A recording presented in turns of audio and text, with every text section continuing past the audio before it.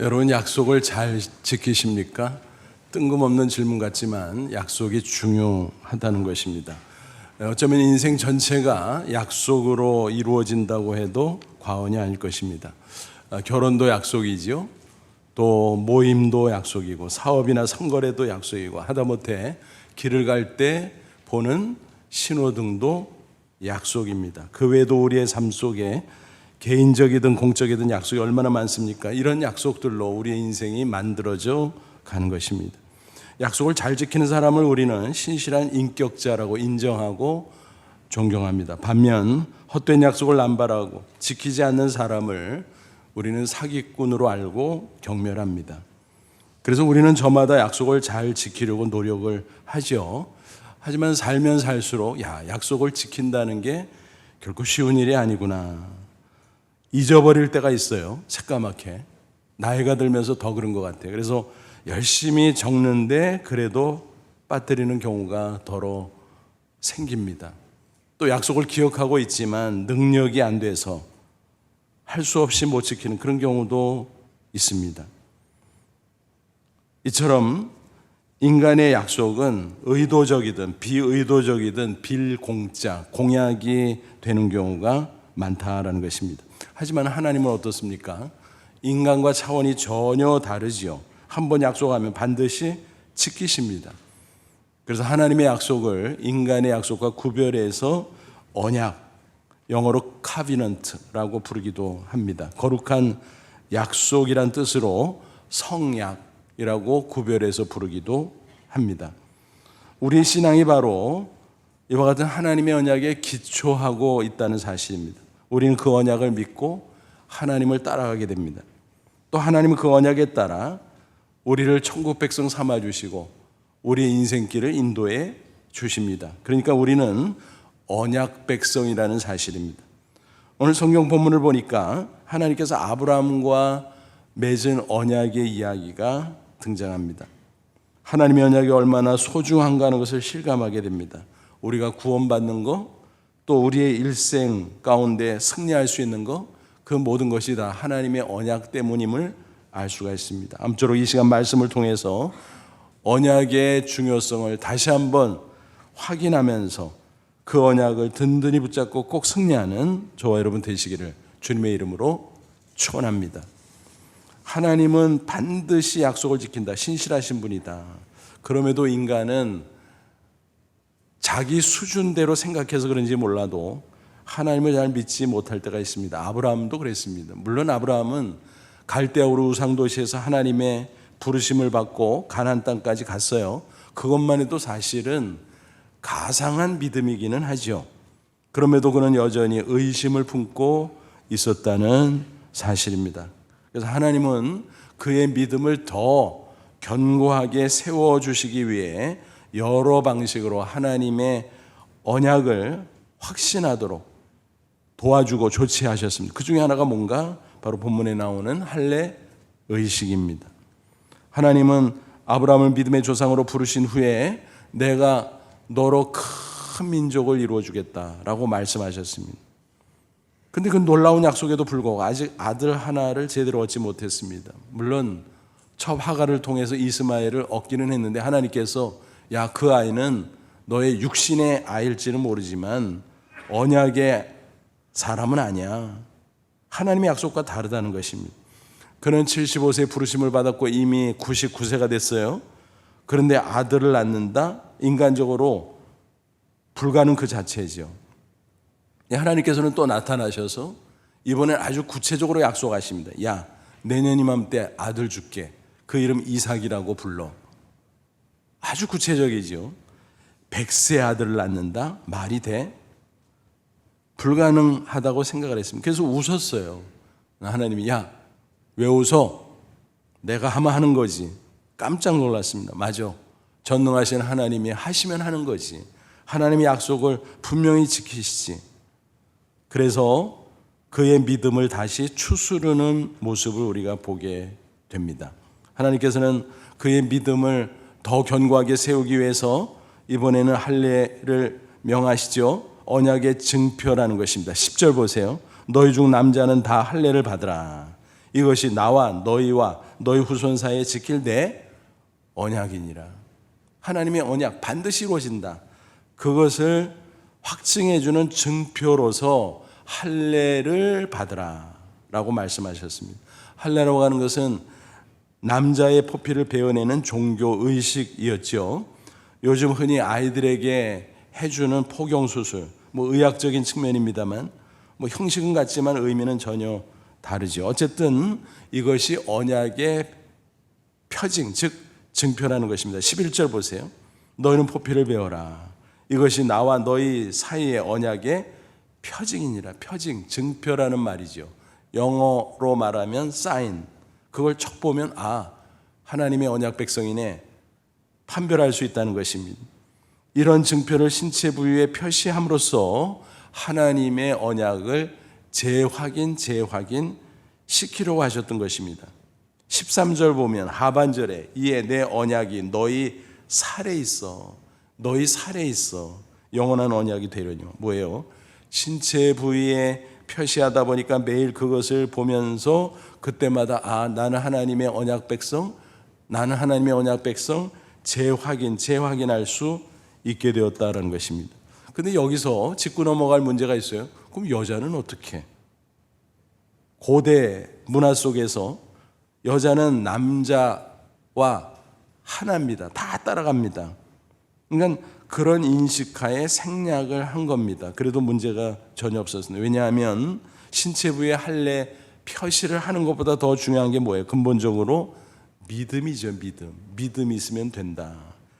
그 믿음 있음을 통해서 언약 백성이 됐다는 사실을 외적으로 신체 부위에 표시할 뿐이지 진짜 중요한 것은 마음속의 믿음이라는 것입니다. 그래서 구약 성경에서도 자주 육체 할례보다 마음의 할례를 받으라 믿음을 강조한 곳이 여러 구절에서 등장합니다.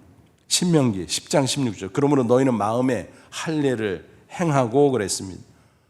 또 사도 바울은 구약의 할례가 종결됨을 선언하면서 뭐라고 증거했죠? 로마서 2장 29절 오직 이면적, 내면적, 영적 유대인이 유대인이면 할례는 마음이 할지니 무슨 얘기예요? 믿음이 중요하다는 거예요. 마음속에. 그래서 어떤 혈통적으로 유대인? 그거 아무것도 아니다. 진짜 하나님의 언약 백성은 믿음의 사람이다. 그래서 영적 유대인이 돼야 된다. 이방인이라도 마음속에 믿음이 있으면 얼마든지 언약 백성 될 수 있다는 얘기죠. 그러니까 신약세는 어떻습니까? 구약의 할례는 이미 종결됐고 할례 대신에 세례를 받아 라고 말씀합니다. 사도 바울이 그것을 설명해 줬어요. 골로새 2장 11절 12절 또 그 안에서 너희가 손으로 하지 아니한 할례를 받았으니 곧 육의 몸을 벗는 것이요 그리스도의 할례라. 구약의 할례랑 다른 그리스도의 할례가 있다. 이게 곧 세례지요. 너희가 세례로 그리스도와 함께 장사되고 또 죽은 자들 가운데서 그를 일으키신 하나님의 역사를 믿음으로 말미암아 그 안에서 함께 일으키심을 받았느니라. 우리의 믿음이 뭐예요? 예수님이 나의 죄를 위해서 십자가에 죽으셨다가 장사되셨다가 나를 위해서 다시 부활하셨죠. 그걸 믿는 거예요. 나를 의로운 하나님의 백성 삼기 위해서. 그게 세례의 의미입니다. 그래서 세례를 받는다는 것은 영적으로는 성령의 세례, 그리스도의 할례가 바로 그거예요. 그래서 거듭난다, 중생한다 그런 거죠. 육적으로 한 번 났지만 영혼이 다시 새롭게 거듭나는 겁니다. 예수님과 함께 죽었다가 옛사람은 죽은 거죠. 예수님과 함께 다시 살아나는 거, 새 사람으로 거듭나는 것이 이게 신약 세례의 의미입니다. 마음속에서 일어나는 성령의 세례예요. 근데 그것을 외적으로 표시해 주는 게 뭘까요? 물세례죠. 물세례. 교회에서 베푸는 세례 의식, 바로 물세례인 것입니다. 할례가 육체 표시보다 마음 속의 할례, 즉 믿음이 중요한 것처럼 세례도 마찬가지예요. 성령의 세례, 마음속의 믿음이 중요하다. 그런데 그것을 외적으로 물세례 형식으로 표시해 줄 뿐이다. 그리고 정말 중요한 게 뭐냐? 믿음이 중요하고 또 믿음의 사람에게는 성령의 인치심이 있다. 또 성령의 보증과 내주하심이 있다라고 증거합니다. 고린도서 1장 22절 그가 또한 우리에게 인치시고 보증으로 우리 마음에 성령을 주셨느니라. 뭘까요? 육안으로는 보이지 않지만 우리의 마음속에 성령께서 도장을 꽝 하고 찍어준다는 거예요. 너는 내 거야. 언약 변치 않아. 그런 표시죠. 또 보증으로 데포짓으로 담보물로 우리 마음속에 성령이 와 계신다는 거예요. 그래서 천국 갈 때까지 계속 떠나지 않고 계세요. 그걸 성령의 내주라고 말하죠. 성령의 인치심, 성령의 보증, 성령의 내주 이런 것들을 통해서 내적 증표를 주셨다라는 것입니다. 하나님께서는 예수 믿는 우리 언약 백성들에게 그 언약이 확실하다는 것을 말씀하기 위해서 이렇게 이중삼중으로 성령을 통해서 마음속에 믿음 또 그것을 보시고 성령으로 인치시고 보증하시고 성령으로 내주하게 하시고 또 겉으로는 물 세례를 통해서 표시해 주시고 그래서 언약의 확실성을 계속 확인시키고 또 확인시키고 그래서 우리의 믿음이 흔들리지 않고 견고하게 설 수 있도록 조치해 주신다는 것입니다. 그렇습니다. 하나님의 언약은 확실합니다. 분명히 죄와 사망에서 구원받았고 이 세상 살 동안 언약 백성을 하나님이 보호해 주세요. 그리고 결국은 천국으로 인도해 주시는 것입니다. 중도에 취소 안 돼요. 중도에 탈락 안 돼요. 절대로 안 돼요. 괜찮습니다. 아까 우리가 함께 찬송했잖아요. 370장 주 안에 있는 나에게. 그 가사 하나하나가 우리의 신앙 고백이잖아요. 그 중에서 4절 보면 이런 내용이 있잖아요. 내 주와 맺은 언약은 영불변하시니 그 나라 가기까지는 늘 보호하시네. 주님을 찬송하면서 할렐루야 할렐루야 내 앞길 멀고 험해도 나 주님만 따라가리. 하나님의 언약은 영불변하다는 것입니다. 따라서 천국 갈 때까지 하나님은 우리 언약 백성을 반드시 보호해 주시고 지켜주실 줄로 믿습니다. 그럼 우리는 그런 확신을 가지고 험한 인생길이라고 할지라도 당당하게 따라갈 수 있다는 것입니다. 구약시대에 또 마음의 할례가 중요한 것처럼 그래도 육체의 할례를 시행하라고 했던 것처럼 오늘날 신약시대에도 성령의 세례에 마음속의 믿음이 중요하지만 물세례를 시행하는 것도 중요하다라고 말씀합니다. 그럴 때 하나님의 언약에 대한 믿음이 증진되고 믿음이 견고해지게 됩니다. 여러분 교회에서 물세례를 베풀 때요 아무에게나 주는 게 아니죠. 믿음을 확인하고 믿음 있는 사람에게만 베풉니다.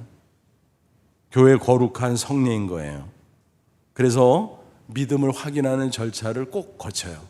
그래서 어제 세례문답 1대1로 문답하는 거죠. 마음속의 믿음을 어떻게 육안으로 판별할 수 있겠습니까? 그러나 질문을 통해서 찔러보면 알아요. 이렇게 찔러보고 이렇게 찔러보고 이렇게 찔러보면 아, 이 사람이 믿음 있는 사람이구나. 오케이, 합격입니다. 그러면 이제 교회 예배 시간에 모든 성도들 앞에서 공개적으로 그 믿음의 고백을 받고 겉으로 물세례 표시를 해 주는 것입니다. 믿음 있는 사람이 물세례를 받는 거예요. 근데 물세례를 받으면 그 믿음이 더 커져요. 야, 나는 세례받은 사람이야. 이제 언약 백성 분명히 원래 그랬는데 더 확신하게 된다는 것입니다. 그래서 세례 예식은 믿음을 증진시켜주고 믿음을 더 견고하게 세워주는 효과가 있다라는 사실 꼭 기억하십시오. 이렇게 좋은 거기 때문에 예수님께서는 승천하실 때 지상명령, 최고명령을 주시면서 그걸 되게 우리가 성교명령으로 알고 있는데 그 안에 잘 들여다보면 세례명령과 교육명령도 있어요. 세례 줘라.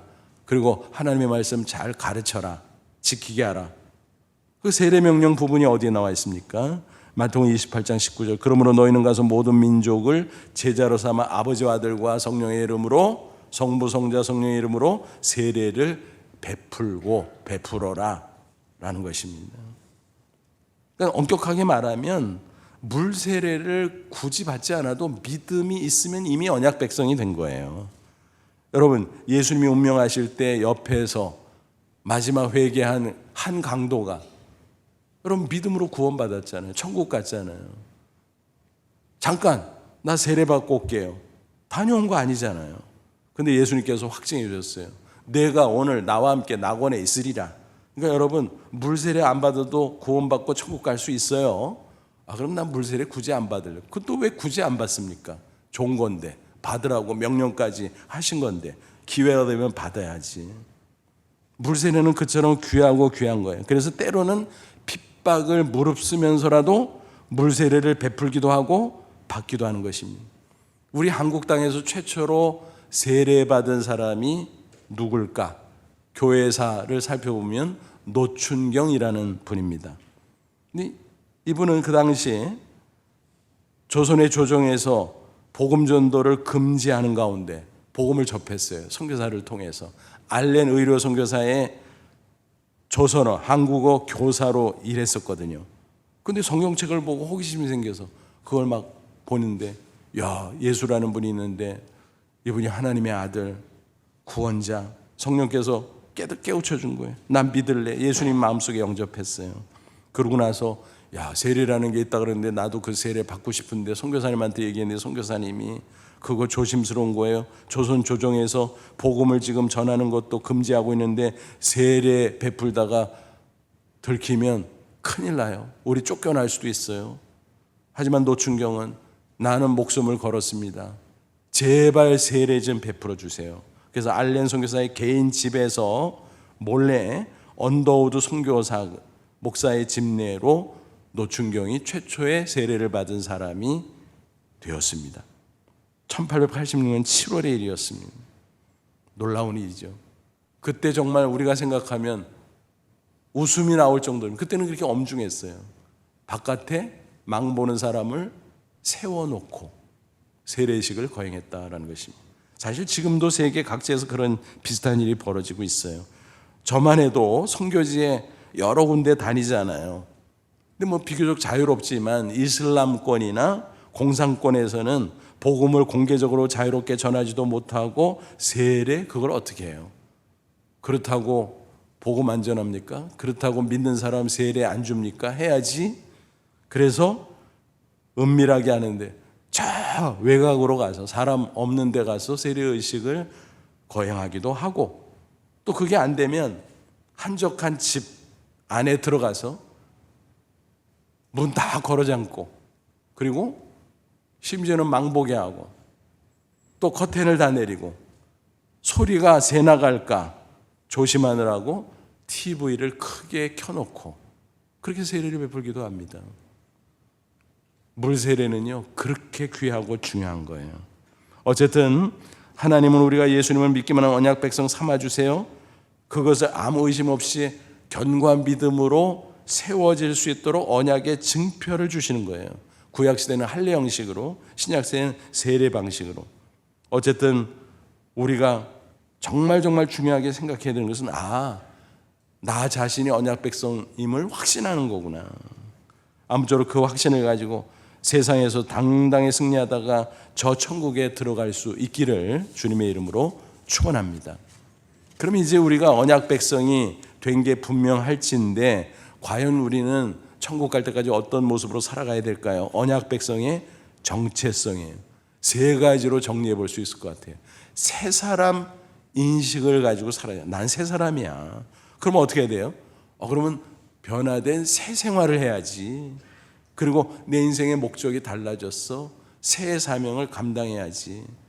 그렇게 살아가는 것이 바로 언약 백성의 정체성이다라는 것입니다. 오늘 본문 성경 보면 할례 의식의 여러 가지 규정들이 있는데 그 안에 이런 내용들이 다 포함되어 있어요. 중요한 몇 가지를 한번 체크해 보죠. 무엇보다 포피를 베어내는 것이 중요합니다. 할례라는 용어, 한자를 보든 영어를 보든 어때요? 베어낸다는 의미가 포함되어 있죠. 뭐예요?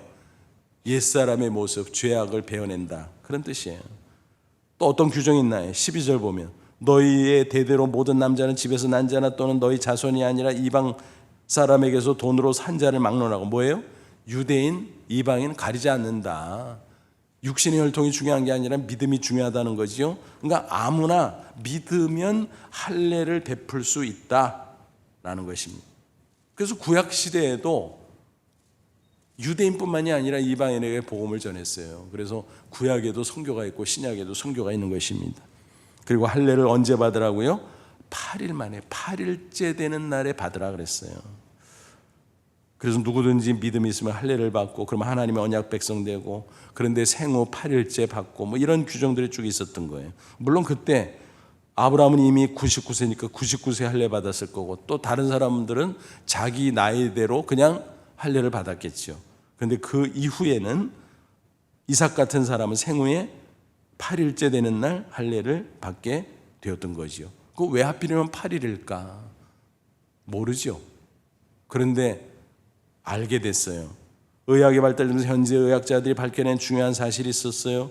왜 8일째 그럴까? 어떤 연구가 나왔냐 하면은 출혈될 때 피가 응고되잖아요. 그때 응고시키는 단백질 그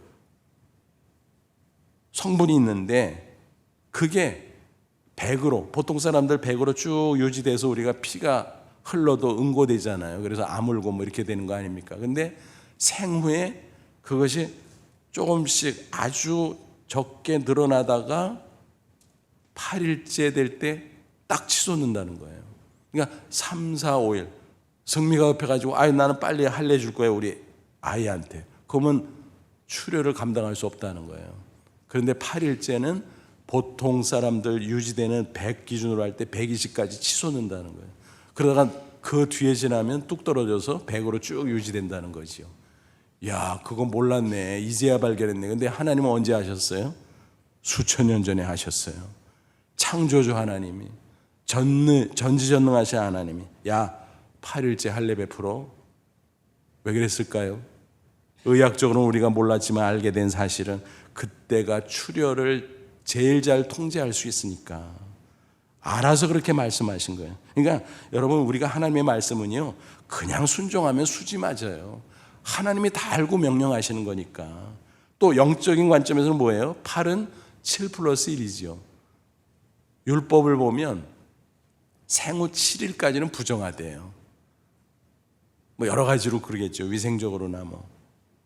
그러다가 그 다음에 이제 정결해지는 시점이 바로 8일째라는 거예요. 그래서 8은 7 플러스 1, 새로운 시작. 또 한 주간의 주기 사이클이 7일이잖아요. 그래서 그거 지나가고 플러스 1, 새로운 시작. 이런 규정들을 쭉 보면 언약 백성의 정체성이 대충 어떤 건지 알겠다, 정리할 수 있겠다. 그게 세 가지라는 거예요. 간단 살펴보죠. 첫째, 뭐라 그랬어요? 새 사람 의식. 나는 새 사람 됐어. 그 의식을 가지고 살아야 된다는 것입니다. 나는 구원받았어. 이제는 영생을 얻었어. 새 사람이 됐어. 그걸 확신하라는 것입니다. 요한복음 5장 24절에 예수님께서 말씀하셨어요. 내가 진실로 너에게 이르노니 내 말을 듣고 또 나 보내시니 하나님을 믿는 자는 영생을 얻었고 심판에 이르지 아니하나니 사망에서 생명으로 옮겼느니라. 그러니까 죄와 사망에서 구원받고 영생을 얻어서 완전히 사는 동네가 영적으로 달라졌어요. 육신적으로는 같은 동네에 살지 모르지만 영적으로는 죄와 사망의 동네에서 살다 이제는 의와 영원한 생명의 동네에서 살게 되었다. 장차 갈 곳도 달라요. 우리는 영생과 천국으로 향하게 되었다라고 하는 분명한 사실입니다. 사도 바울은 그것을 이렇게 증거했어. 고린도후서 5장 17절, 그런즉 누구든지 그리스도 예수 안에 있으면 새로운 피조물이라 이전 것은 지나갔으니 보라 새 것이 되었도다. 새 사람 됐다는 거예요. 완전히. 물론 겉으로는 잘 몰라요. 그 사람이 그 사람 같아요. 뭐 같은 동네 사고 같은 학교 다니고 같은 회사 다니고 뭐 같은 길거리 섞여서 돌아다니고, 근데요 사실은 영적으로는 완전히 다른 데 살고 있고 가는 방향이 완전히 다른 거예요. 마치 이와 같아요. 계란으로 설명을 하면요, 계란이 이 계란이 저 계란이고 저 계란이 이 계란이 뭐 다 비슷비슷하고 똑같아 겉으로 보면. 근데요 달라요. 이것은 유정란, 이것은 무정란. 유정란 뭐예요? 수정이 이미 됐어요. 암탉이 3 정도 품고 나면 거기서 알을 깨면서 껍질을 깨면서 병아리가 나오잖아요. 잘 자라면 나중에 큰 닭이 되잖아요. 그죠? 그런데 무정란은요, 수정이 안 돼서 생명이 없어. 그래서 시간이 지나면 오히려 암탉이 품고 있어도 골아버려. 여러분, 사람도 그런 거예요. 똑같은 사람이 다 아니에요. 육신적으로 겉으로 보면 똑같은 것 같은데 이 사람은 성령의 사람, 이 사람은 육신의 사람. 달라요. 사는 방식과 사는 동네가 다르고 영적으로, 그리고 가는 방향이 전혀 다르요. 영원한 천국, 영원한 지옥, 갈라지는 것입니다. 그러므로 저와 여러분은 믿음으로 언약 백성 됐다는 새 사람의 자부심을 가지고 이 세상에서 승리하다가 장차 저 천국에 꼭 들어가시기를 주님의 이름으로 축원합니다. 그리고 두 번째는 새 사람이 됐으니까 어떻게 해요? 변화된 새 생활을 해야죠. 거슬러서 1절 보면은 17장 1절 하나님께서 나타나서 아브라함에게 뭐라고 말씀하셨나요? 하반절 그에게 이르시되 나는 전능한 하나님이라 너는 내 앞에서 행하여 완전하라. 완전, 퍼펙트? 아이고, 우리가 죄인인데 뭐 믿고 언약 백성 됐다고 완전하나? 맞아요. 하나님 아세요.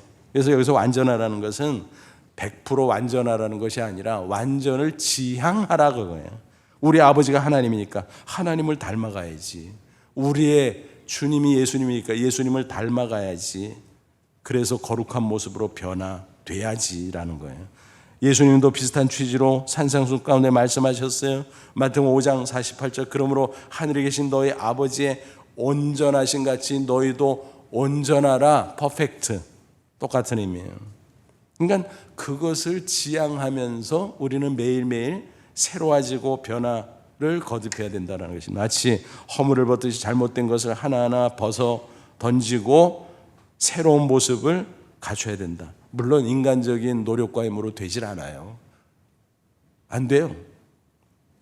그러니까 우리가 하나님의 말씀과 성령의 도우심을 받는 겁니다. 사도 바울은 그 변화의 과정을 이렇게 설명합니다. 에베소 4장 22절부터 24절 너희는 유혹의 욕심을 따라 썩어져가는 구습을 좇는 옛사람을 벗어버리고 오직 성령 심령으로 새롭게 되어 하나님을 따라 하나님을 닮아 의와 진리의 거룩함으로 지으심을 받은 새 사람을 입으라. 옛사람의 추하고 악한 모습을 다 벗어 던지고 하나님을 닮은 거룩한 아름다운 모습으로 변화되고 변화되라. 여기서 새 사람을 입으라는 것은 새 생활을 살아라라는 그런 얘기죠. 이 성화의 과정은 평생 지속되는 점진적 과정이에요. 그러나 방향은 확실해요. 하나님을 향하고 예수 그리스도를 향하는 것입니다. 옛날 미국 서부 개척시대도 유명한 이야기예요. 양을 훔친 형제가 있었어요. 들켰어요. 큰일 났어요. 엄중하게 다스리는 시대죠. 옛날 개척시대에는 보안관이 한 지역을 다스리면서 총으로 뭐 즉결 처단하기도 하고 막 이랬잖아요. 그런 엄중한 때에 딱 걸려버렸어요. 당국자는 그 두 형제 이마에 낙인을 찍어버렸어요. 인두로 새겨버렸죠. ST, sheep thief, 뭐예요? 양도둑. 그 마을에서 살라고 하니까 너무너무 기가 막혔어요. 양도둑. 사람들이 보고 손가락질합니다. 흉을 봅니다. 수군댑니다. 저 사람들 양도둑이래. 양 훔치다 걸려갖고 저렇게 됐대. 형은 수치심에 못 견디고 마을을 떠납니다. 객지를 전전합니다. 사람들이 다 이상하게 아니 이마에 뭐 저게 뭐지? ST가 뭐지? 뭐 말할 수도 없고 끙끙거리다가 여기저기 전전하고 그러나 옛사람의 버릇은 못 고치고 또 악행을 저지르다가 결국 죽고 말았습니다. 그런데 동생은 어떻습니까? 마을에 그냥 남았어요. 내가 잘못했으니까 당연하지 속죄하는 마음으로 새로운 삶을 살아가게 됐습니다. 마을의 굳은 일을 도맡아 하고 어려운 이웃을 섬기고 그랬습니다. 세월이 10년, 20년, 30년, 40년 흘러갑니다. 점차 마을 사람들이 그 사람을 존경하게 됩니다. 그래서 동네 유지가 됐어요. 학교에서 강의를 요청합니다. 중요한 행사가 있으면 주최 측에서 와서 축사해 주세요. 요청을 하기도 합니다. 그러다 보니까 마을 사람들은 ST가 뭔지도 모르고 또 ST의 의미를 굳이 알려고도 하지 않고 그냥 지냈습니다. 그런데 외지 사람이 지나가다가 그 낙인 ST를 보고 마을 사람 한 사람을 붙잡고 물어봤어요.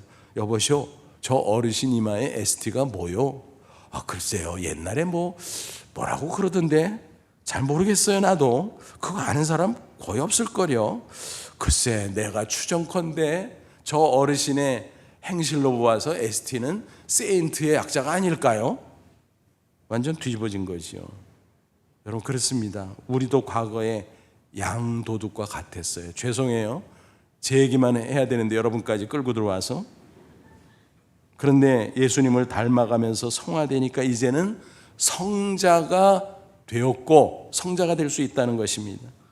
성도라는 말이 그거예요, 여러분. 어떤 분들은 성도라 그러면 기분 나빠요. 아니, 내가 집사인데, 내가 장로, 내가 권사, 내가 목사인데 성도라니. 여러분, 다 성도예요. 목사도 성도, 권사도 성도, 집사도 성도, 장로도 권사 다 성도예요. 성도 아니면 큰일 나요. 왜냐하면 언약 백성은 다 성도거든요. 신분이 바뀌었어요.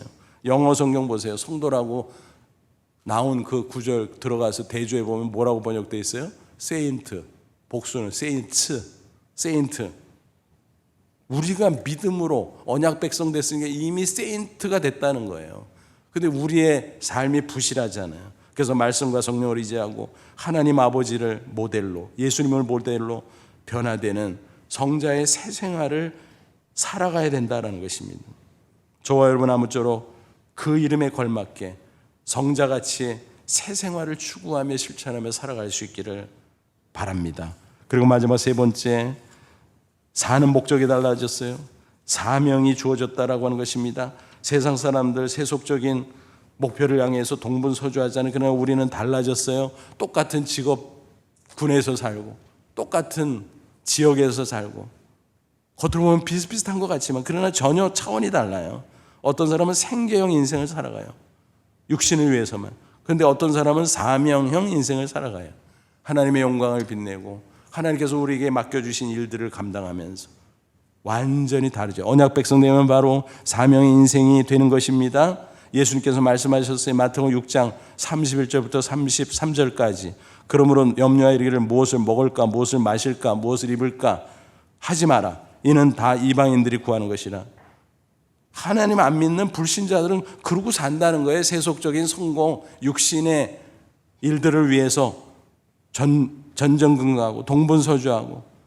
그러나 너희 하나님 아버지께서 이 모든 것을 너희에게 있어야 할 줄 하나님이 책임져 주니까 너희들은 그딴 데 관심 두지 말고 그런즉 너희는 먼저 그의 나라와 그의 일을 구하라. 그러면 이 모든 것을 너희에게 더하시는 뭐예요? 하나님의 나라 통치를 가리켜요. 하나님의 의, 하나님의 뜻을 가리켜요. 하나님의 통치를 받으면서 하나님의 뜻에 순종해라. 고상한 뜻을 추구해라. 나를 구원한 복음을 다른 사람에게도 전파하는 전도와 선교의 사명.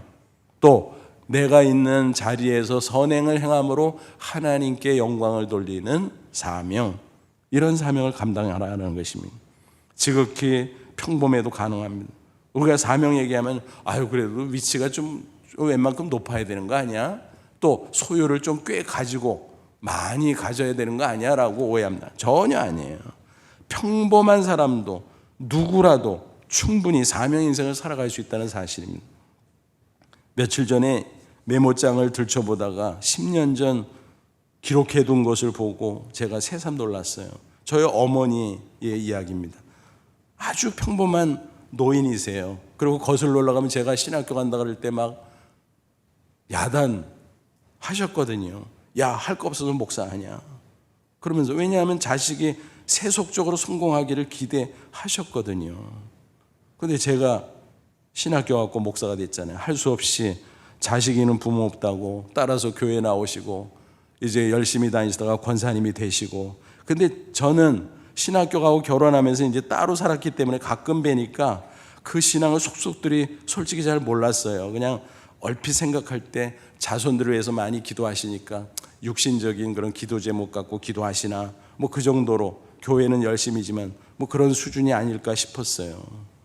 그런데 10여 년 전 메모를 보니까 아마 추운 겨울날이었는데 제가 안부 전화를 드렸던 것 같아요. 어떻게 지내세요? 춥고 길 미끄러우니까 나가지 마세요. 큰일 나요. 그런데 집에만 계시니까 또 무료할 텐데 어떻게 지내세요? 그때 어머니가 대답한 것을 제가 그때로 로서는 감동을 받았던 거죠. 메모해 놓은 걸 제가 적어놓고 잊어버렸다가 이번에 발견한 겁니다. 이런 메모가 있었는데, 무료하긴 기독교 TV 보다가 극동방송 듣다가 자손들 위해서 기도하고, 거기까지는 제가 대충 아는 건데, 그 다음에 교회를 위해서 기도하고, 나라를 위해서 기도하고, 선교를 위해서 기도하고, 그러다 보면 시간이 잘만 가는데 무료하긴 뭘, 뭐 이런 내용이었어요. 야, 그랬구나. 최근에 몇 년 전부터 인지기능이 떨어지고 그래서 그냥 평범한, 아주 평범한 노인 정도로만 알았는데, 우리 어머니가 이랬다고, 그렇게 사셨구나, 내가 그걸 미처 챙겨보질 못했네. 너무너무 감사했어요. 여러분, 그렇습니다. 아무리 평범한 사람도 자기의 자리에서 사명형 인생으로 살아갈 수 있다는 말씀입니다. 얼마나 아름답습니까? 그렇습니다. 예수 믿고 언약 백성이 됐다는 것은 복되고 아름다운 것입니다. 하나님은 우리에게 약속하신 것 반드시 성취하십니다. 약속 펑크 안 내세요. 인간들이나 그러지. 할례를 통해서 증표를 새겨 주셨듯이 오히려 믿음 흔들릴까 봐 성령을 통해서, 물세례를 통해서, 언약의 말씀을 통해서 우리를 붙잡아 주세요. 너 언약 백성이야, 취소 안 되는 거야 라고 또 확인시켜 줍니다. 아무쪼록 저와 여러분 언약 백성임을 확신하면서 새 사람으로 새 생활 실천하면서 새 사명을 감당하면서 복되고 아름다운 인생을 살다 저 천국에 다 들어갈 수 있기를 주님의 이름으로 축원합니다. 기도하겠습니다. 제가 기도하겠습니다. 하나님 아버지, 감사합니다. 예수 믿고 언약 백성 된 거 감사합니다. 확신합니다.